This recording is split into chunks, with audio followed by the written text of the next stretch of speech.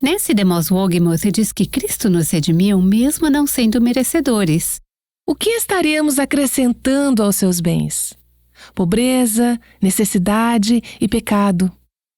Ele disse: eu quero você e estou disposto a pagar o preço, embora você não acrescente nada ao meu patrimônio.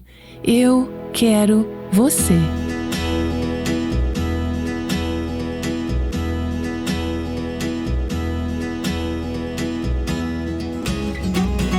Este é o Aviva Nossos Corações, com Nancy DeMoss Wogemuth, autora de Mentiras em que as Mulheres Acreditam e a Verdade que as Liberta, na voz de Renata Santos.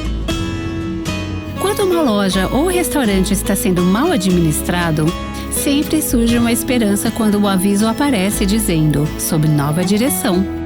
Bem, o mesmo é verdade na nossa vida. Quando entregamos nossa vida a Cristo, o novo proprietário pode fazer coisas incríveis com ela. Vamos refletir um pouco mais sobre isso hoje, na continuação da série Ruth, o poder transformador do amor redentor. Logo antes desse episódio, alguém me entregou um poema. Ele se refere às palavras de Noemi para Ruth. Diz assim: fique tranquila, espere e descanse. Sente-se, minha filha, apenas fique calma. Não considere esses dias de espera, como dias ruins. Aquele que mais te ama, que planeja o caminho, não se esqueceu da sua grande necessidade hoje.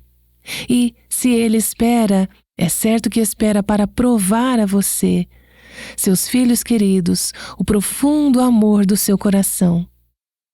Sente-se tranquila, minha filha, apenas fique calma. Você deseja muito saber a vontade do seu querido Senhor. Enquanto pensamentos ansiosos quase invadem o seu coração por causa da demora dele, persuada-se em fé simples a descansar, que aquele que conhece e ama fará o melhor. Apenas fique tranquila, minha filha, apenas fique calma. Não dê um passo, nem mesmo um, até que o caminho dele se abra. Então, em meu interior, eu vou saber como sou forte e os dias de espera não contarão tanto assim. É difícil, sim, é difícil, é verdade, mas então ele dá graça para contar o lugar mais difícil como o mais doce. Quando olhamos para o final da vida de Ruth, ao final das histórias de Ruth, conforme registrada nas Escrituras, eu penso sobre aquele trecho no final de Jó, que diz que o Senhor abençoou o final da vida de Jó mais do que o começo. A primeira parte da história de Ruth parece ter tantos problemas, tantas dificuldades. Não é verdade que a primeira parte de todas as nossas histórias é assim? Nascemos no pecado, nascemos inimigas de Deus, separadas de Deus. No entanto, a graça de Deus sempre tem um final feliz. O problema é, às vezes, gostaríamos que o final chegasse mais cedo do que Deus pretende. Vamos ver a graça de Deus agindo na situação de Ruth e nos encorajar sobre como sua graça está agindo em nossas vidas. Vamos ler a primeira parte do capítulo 4 de Ruth e depois vamos analisar versículo por versículo. Quando terminamos o capítulo 3, Ruth tinha acabado de voltar para Noemi depois de pedir a Boaz que fosse seu resgatador.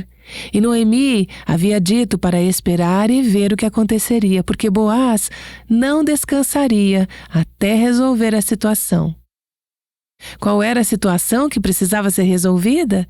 Bem, Boaz disse a Ruth: estou disposto a te resgatar, mas há um parente que tem o direito anterior, então eu preciso conversar com ele primeiro. E agora chegamos ao capítulo 4. Boaz foi até o portão da cidade e sentou-se ali. Eis que o resgatador de que Boaz havia falado ia passando, então ele o chamou. Ó, fulano, chegue-se até aqui e sente-se. Ele foi e se sentou. Então Boaz chamou 10 dos anciãos da cidade e disse: sentem-se aqui. E eles se sentaram. Boaz disse ao resgatador: Noemi, que voltou da terra dos Moabitas, pôs à venda aquele pedaço de terra que foi de nosso parente Elimeleque. Então, resolvi informá-lo disso e dizer a você: compre essas terras na presença dos que estão sentados aqui e na presença dos anciãos do povo. Se você quer resgatá-las, faça isto. Se não, diga para que eu o saiba, porque não há outro que possa resgatá-las a não ser você e depois de você, eu. Então ele respondeu: eu vou resgatar essas terras. Boaz, porém, lhe disse: no dia em que você receber essas terras da mão de Noemi, também terá de receber a Rute, a Moabita, já viúva, para perpetuar o nome do esposo falecido na herança dele. Então o resgatador disse: nesse caso, não poderei fazer o resgate para não prejudicar a minha própria herança. Faça você uso desse meu direito, porque eu não poderei fazê-lo. Este era, antigamente, o costume em Israel quanto a resgates e permutas. Quem queria confirmar um negócio, tirava a sandália do pé e a entregava ao outro. Era assim que se confirmava um negócio em Israel. Por isso, quando o resgatador disse a Boaz: faça você o resgate, tirou a sandália do pé. Vemos Boaz indo até o portão da cidade para lidar com a situação do outro parente redentor. O portão da cidade, como algumas aqui sabem, era o centro de vida da cidade. Era lá que as pessoas faziam negócios. Era onde a justiça era administrada, onde os anciãos da cidade se reuniam para deliberar assuntos diversos. É um grande espaço aberto perto da entrada da cidade, onde assuntos comerciais e legais eram tratados. Esse parente mais próximo, que tinha o direito, apareceu e Boaz chamou sua atenção, dizendo que havia algo a discutir. Esse outro parente, que não é nomeado, tinha prioridade na compra do terreno. Ele é um parente mais próximo do falecido Elimeleque do que Boaz.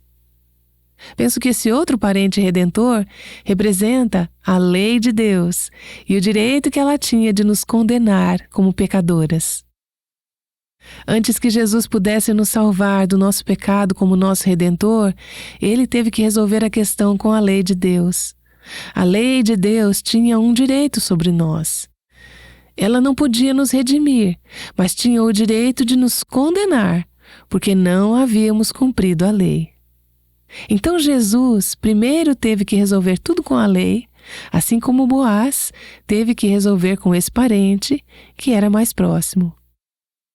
Enquanto vemos Boaz levando esse parente mais próximo até o portão da cidade, onde esses tipos de assuntos eram tratados, lembro-me de que, para lidar com a lei e suas reivindicações contra nós, Jesus teve que ir para fora da cidade, para um lugar de desgraça chamado Calvário.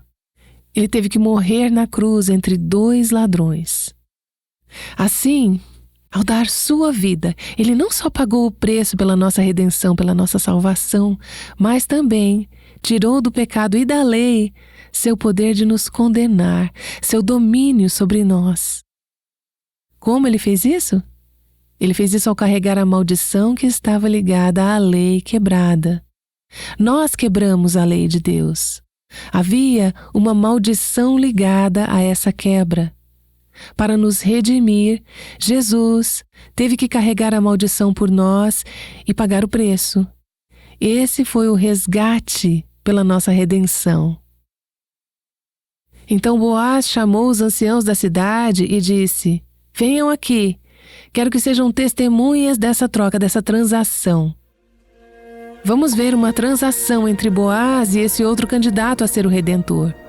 Ele disse ao parente redentor: Noemi, que acabou de voltar de Moabe, está vendendo a parte da terra que pertencia ao nosso irmão Elimeleque. Lembramos que, na cultura judaica, havia 2 coisas importantes que precisavam ser protegidas. De uma geração para outra, era necessário manter as terras da família dentro da família e manter o nome da família. Deus havia feito provisão para que essas terras e esse nome da família pudessem ser mantidos caso não houvesse um herdeiro masculino para carregar o nome da família, se alguém tivesse que vender suas terras por causa da pobreza. Ele diz que Noemi, por estar em situação de pobreza, está sendo forçada a vender suas terras que pertenciam ao seu marido, Elimeleque, e por isso estão prestes a deixar a família. Isso era algo sério para os judeus. Boaz oferece a esse parente mais próximo o direito de redimir a terra e, portanto, de resgatar Noemi da pobreza, de redimi-la, de protegê-la. Era isso que um Goel, um parente redentor, deveria fazer.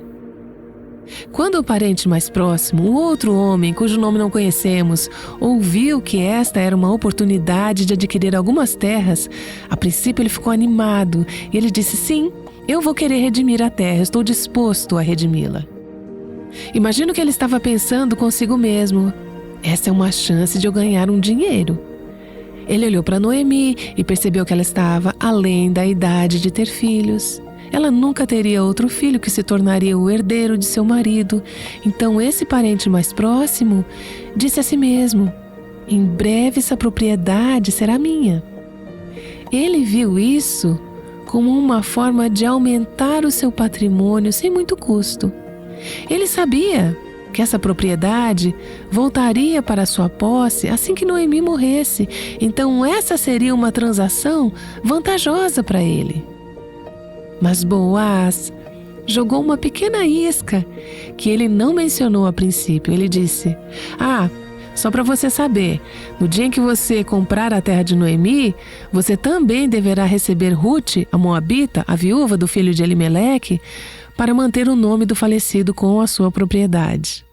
Portanto, além de você adquirir essa terra, receberá também uma esposa, uma viúva, uma moabita, uma mulher estrangeira. Diante disso, no versículo 6, o parente redentor diz: então não posso redimi-la, porque, se o fizer, posso colocar em risco a minha própria herança. Vemos que ele percebe que, se ele casar com Ruth, ela poderia ter um filho, e então a propriedade pertenceria a esse filho, seguindo a linha da família. Ele teria pago pela propriedade, mas não teria direito a ela, porque estaria vinculada à família do falecido. Quando ele considera os custos, ele diz: esse é um preço que eu não estou disposto a pagar. Isso pode colocar em risco a minha própria herança. Aqui está um homem que está interessado em seu próprio patrimônio e bem-estar. Então ele diz: não posso redimir isso, você redima. Ele não tinha interesse em adquirir Ruth junto com a terra. Assim, vemos que agir como um redentor, como um Goel, nessas circunstâncias, era algo custoso. Não era apenas pagar um dinheiro e ganhar um pouco de terra. Era assumir uma responsabilidade enorme pela família desse homem falecido, pela viúva e pela sogra. Você assume toda a situação como sua. Ser o redentor exigiria sacrifício pessoal, um ato de amor e sacrifício que esse outro homem não estava disposto a pagar. No entanto, Boaz, que belo retrato do Senhor Jesus! Boaz estava disposto a pagar esse preço. Eu não creio que isso acontecia porque ele estava loucamente apaixonado por Ruth, como pensamos no amor na nossa cultura de hoje. Acredito que ele era um homem que tinha o coração de Deus, ele tinha o coração de Cristo. Ele é uma imagem, um tipo do Senhor Jesus que estava disposto a colocar em risco sua própria herança para nos redimir. Ele estava disposto a pagar o preço de ser o perdedor para nos redimir, para nos comprar, para atender à nossa necessidade. Não é maravilhoso que, quando Jesus veio nos redimir, Ele não pensou sobre o que isso traria de vantagem para Ele? Não é maravilhoso pensar sobre tudo que Ele deixou, tudo que Ele abriu mão para vir do céu à terra para ser o nosso Redentor? Pense em sua disposição de dar a sua vida para nos conquistar. Pense bem, o que estaríamos acrescentando aos seus bens? Pobreza e necessidade. pecado. Ele disse: eu quero você, estou disposto, embora você não acrescente nada ao meu patrimônio, eu quero você. Quero comprá-la, quero redimi-la. Ele estava disposto a abrir mão de tudo para nos adquirir. Ninguém mais está disposto a pagar esse preço por você. Satanás não está. A lei não faria isso. Sua família não pode fazer isso. Seu cônjuge não pode fazer isso. Seu pastor não pode fazer isso. Mas Jesus fez. E estava disposto a pagar o preço infinito, a colocar em risco a sua própria herança, para que pudéssemos nos tornar sua possessão querida. Como falamos antes, para ser um parente redentor, era necessário ter o direito, ser um parente próximo, o poder, capacidade de pagar o preço, e a disposição para redimir.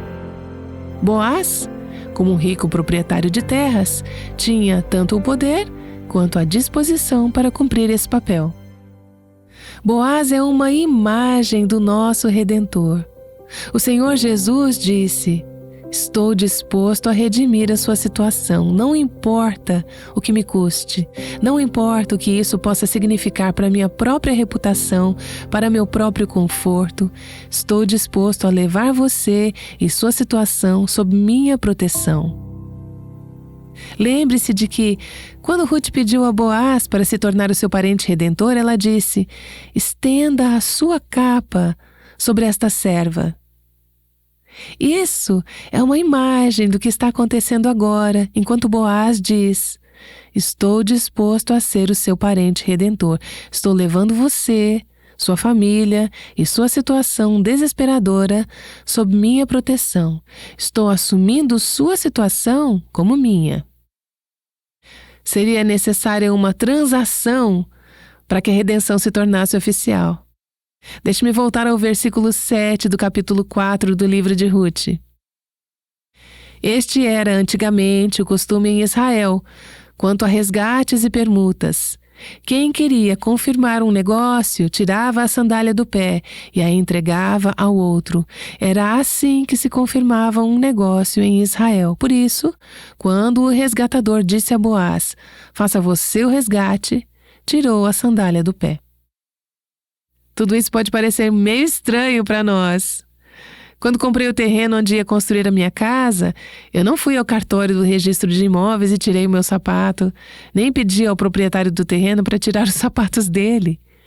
Isso parece meio esquisito. Nós assinamos alguns papéis e tivemos uma transação legal. Mas na cultura judaica daquela época, andar por uma propriedade com os sapatos era um símbolo de posse do terreno. Você estava no comando, você era o controlador, você tinha simbolicamente o direito de possuí-lo. Mas ao tirar o sapato, o outro parente estava dizendo, como era o costume: renuncio ao meu direito sobre essa propriedade, estou desistindo do meu direito de comprar essa propriedade. Ele tirou o sapato e entregou a Boaz. Aqui temos uma transação onde aquele que poderia ter sido o proprietário diz: abro mão dos meus direitos. E Boaz, simbolicamente, pega esse sapato e diz: sou o proprietário dessa terra agora. A posse foi transferida de uma pessoa para outra. Portanto, os direitos do outro parente de redimir foram renunciados. E Boaz agora é quem tem o direito de possuir essa propriedade e toda essa situação. Veja os versículos 9 e 10 do capítulo 4. Então Boaz disse aos anciãos e a todo o povo: hoje vocês são testemunhas de que comprei de Noemi tudo o que pertencia a Elimeleque, o falecido marido de Noemi, a Quilion e a Malom, que eram os seus 2 filhos falecidos. E também tomo por mulher Ruth, a Moabita, que foi esposa de Malom, para perpetuar o nome deste sobre sua herança, para que este nome não seja exterminado dentre os seus irmãos e do portão da sua cidade. Hoje vocês são testemunhas disso. Naquele momento aconteceu uma transação, houve uma compra. O contrato de compra foi estabelecido e o preço da compra foi pago. O acordo foi concluído. Havia testemunhas. E agora Ruth e Noemi e a propriedade, as terras da família, as contas bancárias da família, que aparentemente não valiam nada, talvez até estivessem no negativo, toda a situação familiar foi transferida para Boaz. Ele não está se tornando mais rico ao assumir a situação. Ele está sendo generoso, gracioso e misericordioso ao assumir a situação. Agora não é mais um problema de Ruth, não é mais um problema de Noemi. Toda essa pobreza, todos os problemas com a terra agora são problemas de Boaz. Ele assumiu toda a situação delas e aquela situação foi comprada por um preço. Isso te lembra algo do Novo Testamento? Não somos propriedade nossa, Paulo diz aos Coríntios. Fomos compradas por um preço. Nossa vida não é mais nossa. Nossos problemas não são mais nossos. Nossas falhas e necessidades espirituais não são mais nossas. Elas foram assumidas pelo nosso parente redentor. Paulo diz, porque vocês foram comprados por preço, agora, pois, glorifiquem a Deus no corpo de vocês. Não sei sobre você, mas ter esse conceito, essa imagem de uma nova posse sobre a minha vida faz duas coisas por mim. Primeiro, me dá um enorme senso de alívio. Minha vida não é mais minha. Tem alguém que assumiu a minha situação e eu posso me apoiar nele, posso olhar para ele, posso descansar nele. Não preciso ficar tentando descobrir toda a direção da minha vida e como resolver todos os meus problemas. Eu estou sob nova direção. Tenho um marido espiritual, aquele que diz que está assumindo a sua situação. Isso me encoraja, isso me conforta, isso me permite estar em paz. Isso me traz tranquilidade no coração. Mas isso também me dá um enorme senso de responsabilidade. Eu não sou minha própria propriedade, então é melhor eu me afastar da minha própria vida. É melhor eu deixar que Ele tenha o controle. Ele me comprou, Ele me possui, minha vida é dele. E isso diz que é dele para fazer o que quiser. Ele tem o direito de tomar as decisões finais em todas as áreas da minha vida. Boaz afirma na presença dessas testemunhas que está assumindo a propriedade que pertencia a Elimeleque, a Malom e a Quilion, que também está assumindo essa viúva, que está assumindo toda a situação. Seu propósito é manter o nome dos que se foram, o nome do falecido, bem como sua propriedade, para que o seu nome não desapareça nos registros da família ou da cidade. É claro que ao fazer isso, Boaz, embora não perceba, está desempenhando um papel fundamental, assim como Ruth, para trazer à tona a linhagem familiar que levará ao grande Redentor. Nosso parente redentor, nosso Goel, o Senhor Jesus. O filho que nasceria como resultado da união deles seria considerado o filho do falecido marido de Ruth e continuaria essa linhagem familiar que, como sabemos, leva a Jesus. Enquanto refletia esta manhã sobre toda essa questão de Boaz e o que ele fez para comprar Ruth e sua situação, ele realmente se tornou um redentor para Noemi também. Ele assumiu toda a situação como sua. Pensei no outro parente que não estava disposto a arriscar sua própria herança para assumir essa situação. Isso não te faz amar Jesus ainda mais? Não faz você querer adorá-lo, cantar para ele, honrá-lo, contar aos outros sobre ele? Quando você pensa sobre o que ele fez, a situação em que você se encontrava, o quão longe você estava de Cristo, quão sem esperança e sem perspectiva sua situação desesperadora era sem Cristo. Então você percebe que ele interveio, ele disse: eu vou assumir toda a sua situação, quero te dar uma nova linhagem familiar, quero te dar uma herança, um legado, quero que você faça parte da linhagem de Cristo. Que redentor incrível.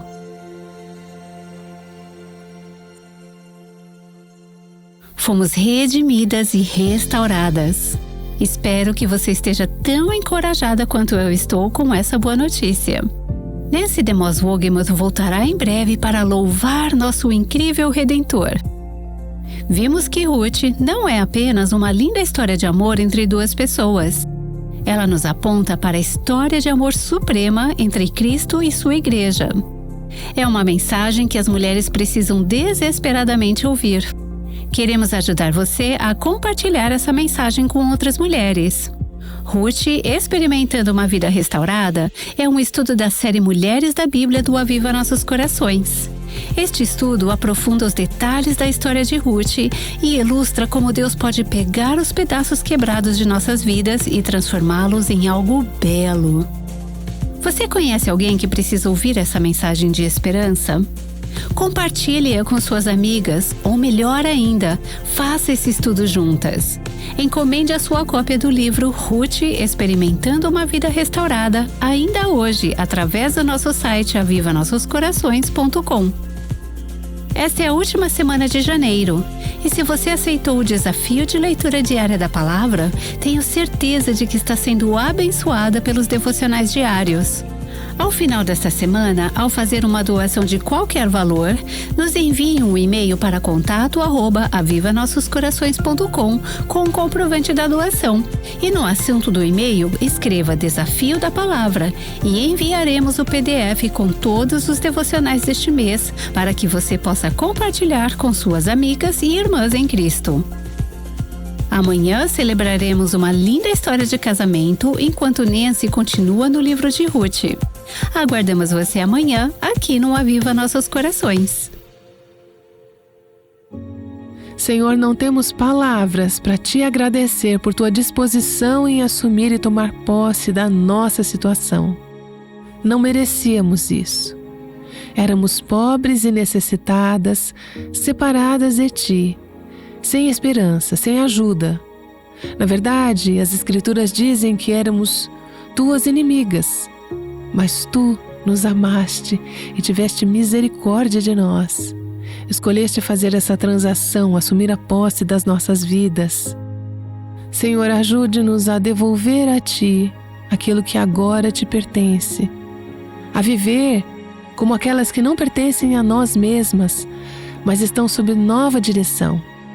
Te abençoamos, te amamos, e o desejo do nosso coração é não guardar essa bênção para nós mesmas, mas contar aos outros sobre o nosso maravilhoso parente redentor, para que outros também possam encontrar redenção por meio de Cristo, nosso Senhor.